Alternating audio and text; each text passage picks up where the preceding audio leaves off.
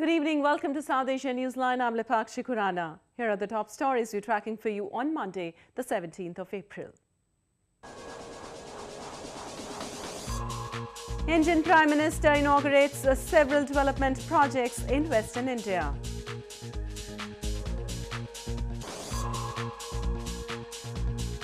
US-Pakistan hold bilateral talks, discuss security ties.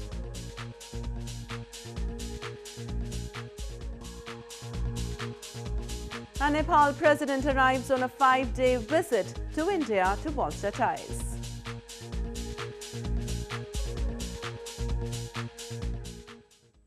And now for all the details. The Pakistani Army on Monday initiated indiscriminate firing of small arms, automatics and mortars along the line of control, or the LOC, in Rajouri district's Nowshera sector of northern Jammu and Kashmir province.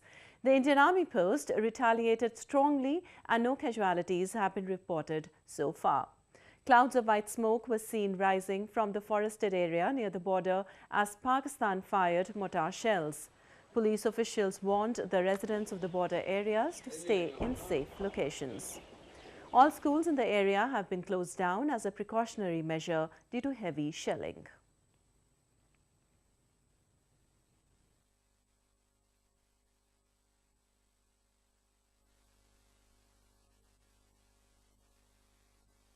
आज सुबह लगभग 8 बजे से ये seize fire violation चल रहा है। दोनों तरफ से हैवी मोटर्स और स्मॉल आर्म्स इस्तेमाल किया जा रहा है। पूरे नौशेरा जो LOC है उस पर ये चल रहा है, तो जिसके कारण हम लोगों ने एडमिनिस्ट्रेशन ने जो है लोगों को बताया है कि वो अपने अंदर रहें, और इसके चलते हुए जो स्कूल्स हैं वो भी प्रिवेंटिव, ताकि कोई नुकसान ना हो जाए, वो भी एडमिनिस्ट्रेशन ने जो है वो बंद करवाए हैं। Meanwhile, Indian Prime Minister Narendra Modi on Monday launched a series of development projects in his home province, Gujarat and Dadra and Nagar Haveli. He's on a 2-day visit to his home province, Western Gujarat. On Monday, Prime Minister Modi inaugurated a multi-speciality hospital built by a private trust and a diamond manufacturing unit in the port city of Surat. Addressing people, he stressed upon acknowledging design in India apart from Make in India for the growth of gems and jewellery sector. He also inaugurated new dairy units at the Sumul Dairy in Surat and a fully automatic cattle feed plant and ice cream plant of the Sumul Dairy. He also visited Silvassa town in Dadra and Nagar Haveli and addressed a gathering apart from inaugurating a few projects.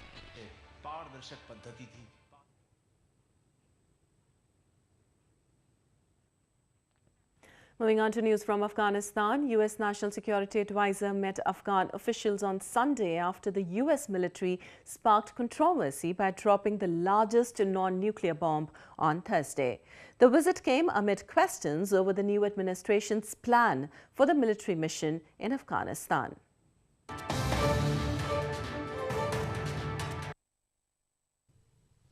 US President Donald Trump's National Security Advisor H.R. McMaster met Afghan officials in Kabul on Sunday after American forces unleashed a huge bomb there on militants. The strike was estimated to have killed nearly 100 militants and no civilians, according to Afghan officials, although this has not been independently verified. While military officials said the strike was based solely on tactical needs, it led to speculation that Trump's defense advisors are planning to escalate the war against militants in Afghanistan. Well, it's not just the bomb, but it's really what our soldiers are doing every day alongside courageous Afghan soldiers, fighting Daesh, ensuring that these people who victimize women, who shoot people in hospital beds, we cannot tolerate the existence of that kind of an organization. They're a threat to all civilized people. So we have come together in a long struggle against these groups who must be defeated. McMaster also added that both ISIS and the Taliban must be defeated in Afghanistan. He met President Ashraf Ghani and other senior Afghan officials to discuss bilateral ties, security, counter-terrorism reforms and development, according to a statement from the presidential palace.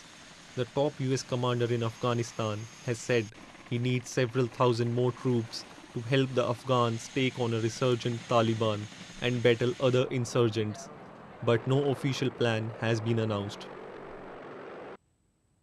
In news from Pakistan, US National Security Advisor H.R. McMaster, who is on his first official visit to Pakistan, met with Prime Minister Nawaz Sharif on Monday. This is the first formal high-level exchange between the US and Pakistan under US President Donald Trump's administration.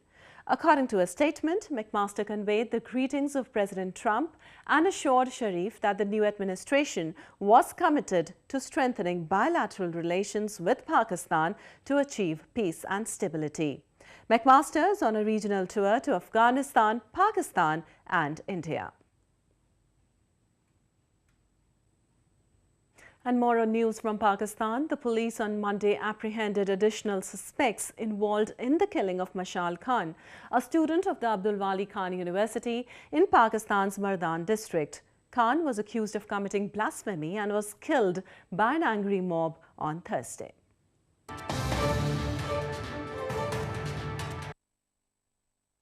The Inspector General of Police of Pakistan's Khyber Pakhtunkhwa province on Monday said the total number of individuals arrested for involvement in the murder of Mashal Khan has gone up to 22.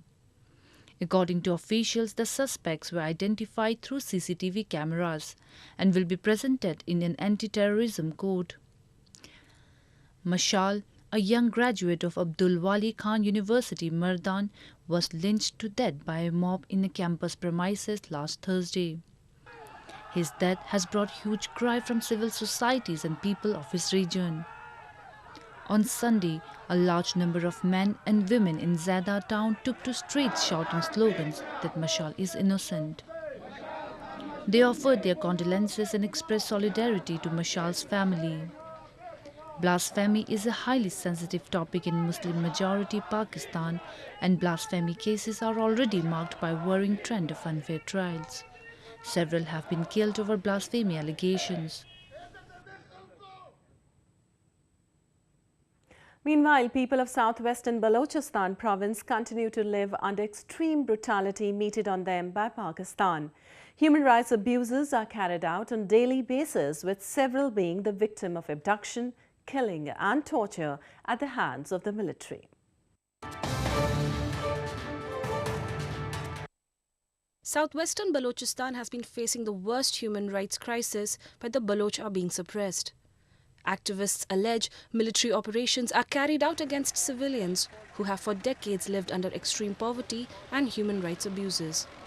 So the civilians have no say in Baluchistan.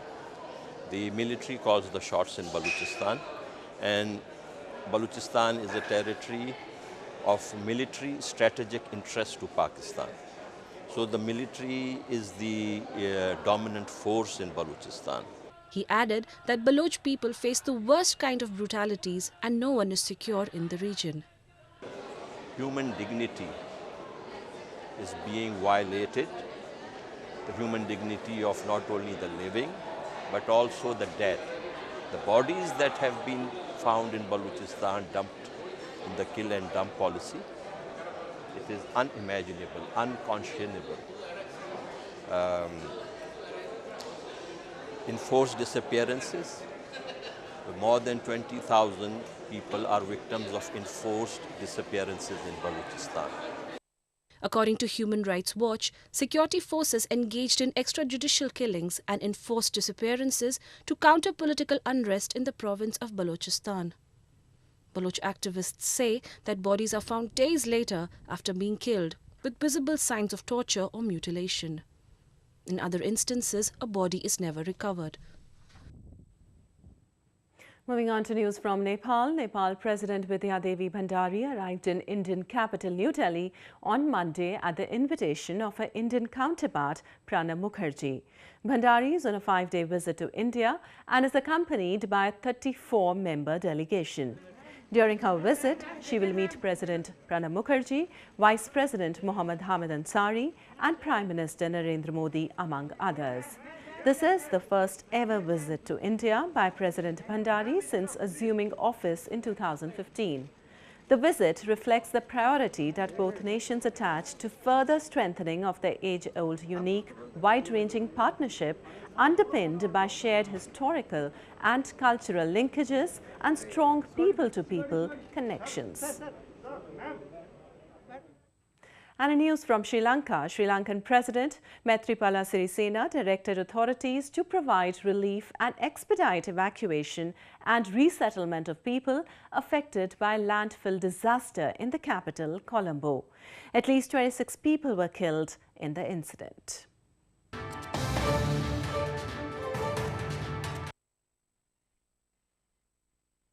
In a meeting held on Sunday, Sri Lankan President Maithripala Sirisena instructed concerned authorities to provide adequate relief to people affected in the garbage dump collapse incident in capital Colombo.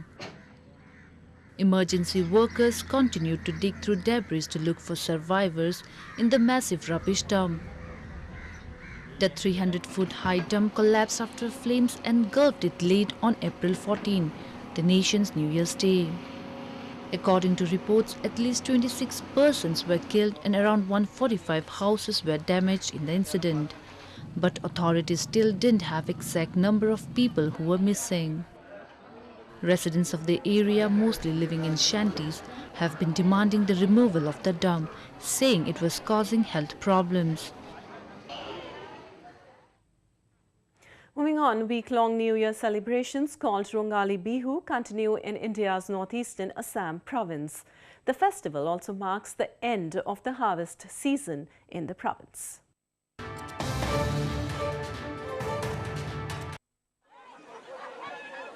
In Gujarat city, on day one of the festival, people took their cattle to ponds and rivers early in the morning and bathed them after rubbing a traditional paste on their bodies.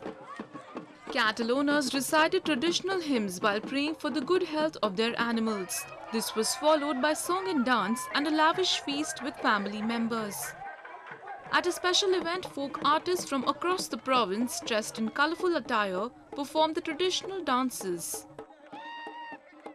This is a very special program that has been organized. Kristi Mukhi Bihu, that means culture-based Bihu. The original form of Bihu, people are trying to again get it back through this kind of event. Bihu is celebrated thrice in a year in Assam: Rongali Bihu in mid-April, Kongali Bihu in mid-October and Magh Bihu in mid-January. The three Bihus mark the three stages of cultivation, that is, beginning of agricultural season, completion of sowing and the end of harvest season. Rongali Bihu is the most joyous of the three as it symbolizes a fresh start in life. Well, that's the way it was in South Asia this evening. Before we conclude, the top stories once again. Indian Prime Minister inaugurates several development projects in Western India.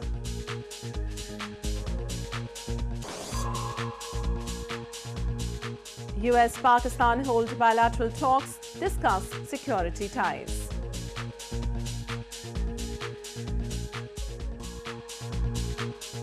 And Nepal President arrives on a 5-day visit to India to bolster ties.